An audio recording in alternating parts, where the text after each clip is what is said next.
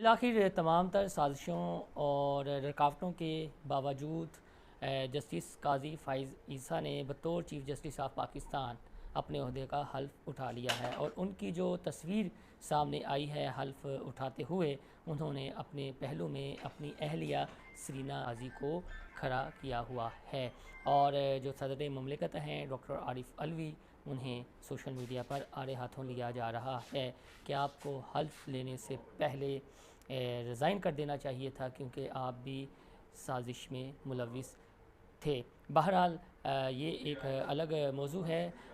काजी फ़ाइज़ ईसा का जहाँ उनके फ़ैसलों का ज़िक्र होगा तो फैज़ाबाद धरने का लाजमी ज़िक्र होगा। तो अब एक बहस फिर चल निकली है कि आया फैज़ाबाद धरने का जो फ़ैसला उन्होंने किया था वो अपने फ़ैसले पर अमल दरामद करवाएंगे, और जब फैज़ाबाद धरने की बात आती है तो फिर डेफिनेटली लब्बैक की यानी तहरीक लब्बैक पाकिस्तान की लाजमी बात आती है। तो अब हाफिज़ साद हुसैन रिजवी का जो इम्तिहान है वो असल में शुरू होने जा रहा है। ये पेट्रोल की कीमतों में इजाफ़ा, ये महंगाई में इजाफ़ा इतना बड़ा इम्तिहान नहीं है।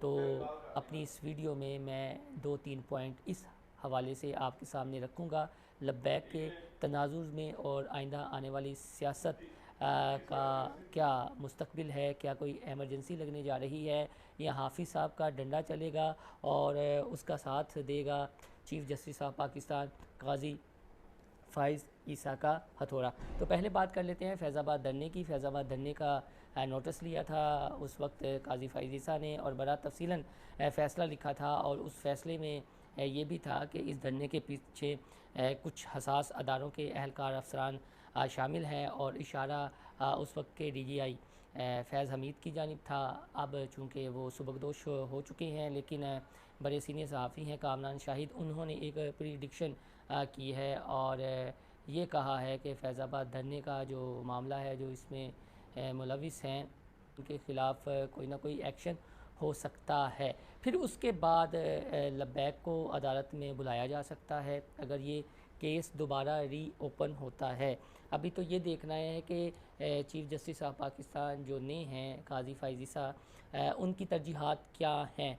क्या उनकी तरजीहात भी अपने पेशरों की तरह वही सियासी मामलात और सियासी नौइयत के केसेस होते हैं, या वो केसेस होते हैं जो पब्लिक इंटरेस्ट के हैं। अगर पब्लिक इंटरेस्ट की जो केसेस हैं वो उनकी तरजीहात में शामिल होंगे, तो फिर हमारा नहीं ख्याल कि ये फैज़ाबाद धरने वाला केस दोबारा को खुले या कोई उसकी दरख्वास्त दे कि इस केस का क्या बना।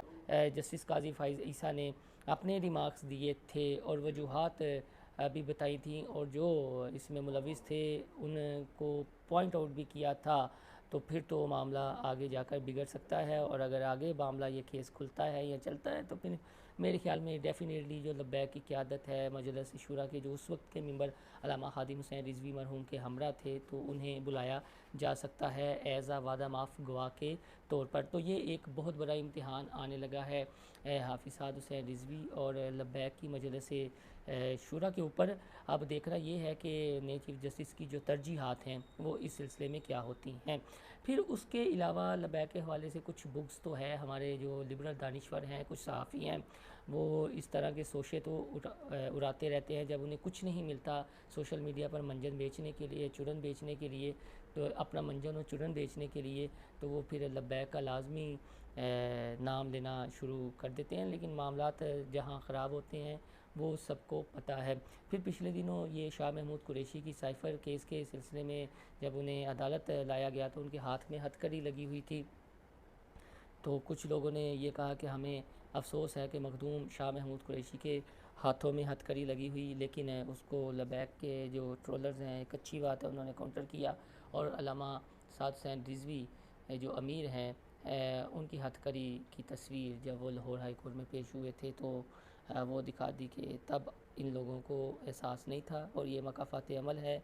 इनको एक मखदूम की हथकड़ी तो नज़र आ जाती है, लेकिन एक हाफ़िज़ कुरान की, एक मजहबी जमात के अमीर की हथकड़ी याद नहीं रहती, या उसके हक़ में ये आवाज़ बुलंद नहीं करते। तो ये इन लोगों की खुली मुनाफ़क़त है। तो ये चीज़ें तो साथ साथ जो जिसका हम ज़िक्र करते हैं कि TLP को लेकर साथ साथ चलती रहेंगी, और सुप्रीम कोर्ट पर अब नज़रें होंगी। अगर ये केस जैसा मैंने पहले जिक्र किया है कि ओपन हो जाता है तो फिर मामलात किसी दूसरी जानिब जा सकते हैं। तो अब कुछ हमारे हैं बाखबर और जो ताकतवर हलकों से रवाबत में हैं, उनके ज़राए भी बड़े मोतबर होते हैं। तो उनसे जब ये हमने पूछा कि जो नए चीफ़ जस्टिस हैं और जो आर्मी चीफ़ हैं उनके दरमियान केमिस्ट्री कैसी रहेगी, तो उनका ये कहना था कि ये अपनी अपनी हदूद में रहेंगे, दायरा इख्तियार को इस्तेमाल करते हुए, तो फिर मामलात ठीक रहेंगे।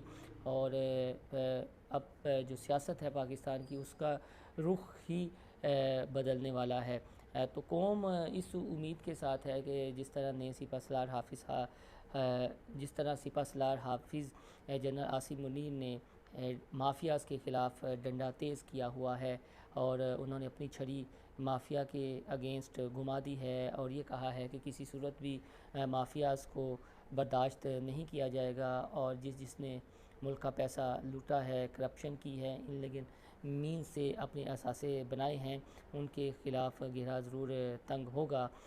तो दूसरी जानिब अब ये देखना है कि जस्टिस काजी फ़ाइज़ ईसा ने चीफ़ जस्टिस जिन्होंने अब अपना हल्फ उठा लिया है, उमर अता बंदयाल रिटायर हो चुके हैं, तो अब इनका इंसाफ का हथौड़ा किस जानिब बरसता है, ये एक देखने वाली बात होगी कि आया पॉलिटिकल नौयत के ये केसेस सुनेंगे या फिर अवामी फ़लाह व बहबूद के हवाले से जो ये समझते हैं और इंसानी हकूक़ की तनाजुर में जो इनका ट्रैक रिकॉर्ड भी है वो कोई इस तरह के फ़ैसले देते हैं या सो मोटर्स लेते हैं और उससे आवाम को कितना रिलीफ़ मिलता है और किस तरह ये आवाम में जो अदलिया का आजकल तासुर बना हुआ है कि अब लोग वकील नहीं जजेस करते हैं, तो इस तासुर को अपने फ़ैसलों से, अपने कंडक्ट से नए चीफ़ जस्टिस किस तरह वो करते हैं, किस तरह आवाम में अपनी क्रेडिबिलिटी को बढ़ाते हैं और ये हिस्ट्री कैसी रहेगी नए चीफ़ जस्टिस की और मौजूदा अस्करी चीफ़ की।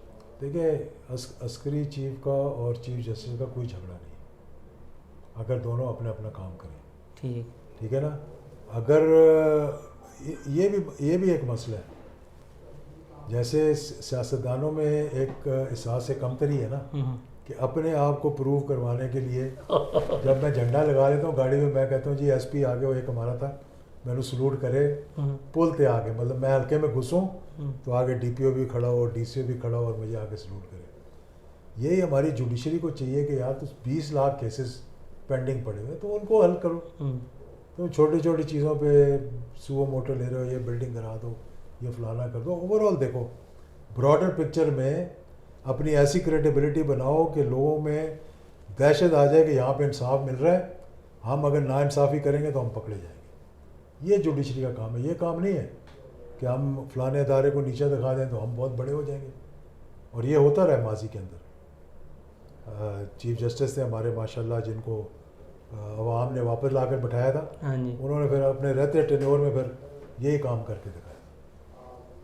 तो मौजूदा चीफ जस्टिस का भी अच्छे तरीके से जा रहे हैं, आने वाले भी मुझे पूरी उम्मीद है कि एक अच्छे तरीके से काम करें। जी बहुत जाते यही कहूँगा कि ये जो फैज़ाबाद धरना है ये अब मतवातर से ये बातें होना शुरू होंगी मेन स्ट्रीम मीडिया पर भी, सोशल मीडिया पर भी, और जब फैज़ाबाद धरने का ज़िक्र होगा तो उसमें डेफिनेटली लब्बैक का ज़िक्र होगा और जब लब्बैक का ज़िक्र होगा तो फिर जो इनके मुखालफिन हैं वो तरह तरह की बातें करेंगे। तो अब इम्तिहान है लब्बैक अमीर का कि वो इन चीज़ों से किस तरह निकलते हैं और उनकी हिकमत अमली क्या होती है। दोस्तों, आपको हमारा ये वीडियो पसंद आए तो हमारा चैनल इनसाइड स्टोरी लाइक और सब्सक्राइब करना ना भूलिएगा। अल्लाह हाफिज़।